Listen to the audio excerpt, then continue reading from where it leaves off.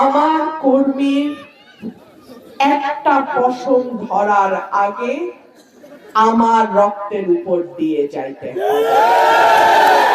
সাদ্দাম হোসেন ছাত্রলীগের একজন কর্মী ছিল। তার স্ত্রী নবজাতক সন্তানকে হত্যা করে আত্মহত্যা করে। সাদ্দাম কারাগারে। তাকে একদিনের জন্য বের করে আনবে এমন কোন নেতা ছিল না। তাকে প্যারোলে বের করে নাই। তার স্ত্রী এবং সন্তানের মৃতদেহ কারাগারে গিয়ে সে 5 মিনিটের জন্য দেখতে পেরেছে। যাদের পেছনে সাদ্দামের মতো কর্মীরা গত 15 বছর রাজনীতি করেছে, যাদেরকে সাদ্দামের মতো কর্মীরা নেতা বানিয়েছে, তারা কিন্তু সাদ্দামের পরিবারের খবর নেয় নাই। সাদ্দাম হয়তো ছাত্রলীগ করত, কিন্তু ছাত্র দলেও তো এমন কর্মী ছিল 15 বছর। যেই নেতা কর্মীর পরিবারের খবর রাখে না, যেই নেতাকে নেতা বানাইতে গিয়ে কর্মীর দিন শেষে কারাগারে জায়গা হয়, যেই নেতাকে নেতা বানাইতে গিয়ে কর্মীর স্ত্রী সন্তানকে বিষ খেয়ে মরতে হয়, আপনারা কি সেই রকম নেতা চান? গত 15 বছর কুতুব, বড় বড় কুতুব বিএনপির মোবাইল টেলিফোন বন্ধ, নম্বর বিদেশি, কর্মীরা সেই নম্বর জানে না। ঠিক কি ঠিক না? কাকে পাইছিলেন তখন? আমাকে পাইছিলেন। নেতা বাছার সময়ও সাবধানে বাইছেন। ভাইরা আমার, সাদ্দামের পরিণতি যেন বাংলাদেশে কোন দলের কোন কর্মীর কপালে না ঘটে। আরেকটা ঘটনা বলি, আওয়ামী লীগেরটা বললাম, বিএনপিরটা বলি।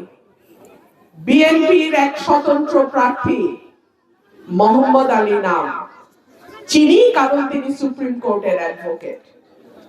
স্বতন্ত্র দাঁড়াইলো, নেতা কর্মীরা যান জীবন দিয়ে খাটলো, কাউকে কিছু না বলা, কালকে আসন ছাইরা ঢাকায় চলে গেছে।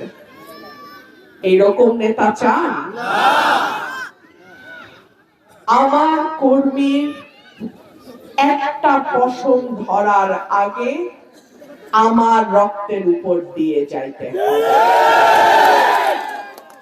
আমার বাবা নাই, ভাই বোন নাই, আমার আপনারা ছাড়া কেউ নাই। সুতরাং আমার জীবন থাকতে আমি সরকারি দল যাই আর বিরোধী দলে যাই আর স্বতন্ত্র থাকি, আমার কর্মীর একটা পশমে কেউ হাত দিতে পারবে না। নেতারা নিজে নিজে নেতা হয় না। এই যে আজকে সারাটা রাস্তা টি ঘরে আসার পথে রাস্তায় রাস্তায় আমার ভোটার, আমার কর্মীরা দাঁড়ানো, আমার মা বোনরা দাঁড়ানো, আমি হাত মারবো সেই কারণে আমার মা বোনরা দরজার ফাঁকে, বাড়ির ছাদে, বারান্দায় দাঁড়ায় আছে। সেই কারণে আজকে আমি এখানে আসতে পারছি। এই যে চেয়ারটাতে বসছি, এই স্টেজটাতে দাঁড়াইছি, এইটার পিছনে আমার কর্মীদের শ্রম, ঘাম, অর্থ, সময় সবকিছু তারা আমার পিছনে ব্যয় করছে। সুতরাং এই কর্মীর মর্যাদা যদি আমি দিতে না পারি, 5 বছর পর ঘাড় ধাক্কা দিয়ে নেতাকে বাইর করে দিলেন। এই কর্মীর সম্মান যদি আমি দিতে না পারি, এই ভোটারের কথা যদি আমি রাখতে না পারি, আমার ভোটারের প্রয়োজনে যদি ভোটার আমাকে, আমার অফিসকে না পায়, আগামী 5 বছর পরে দাঁত ভাঙা জবাব আপনারা আমাকে দিয়ে দেবেন।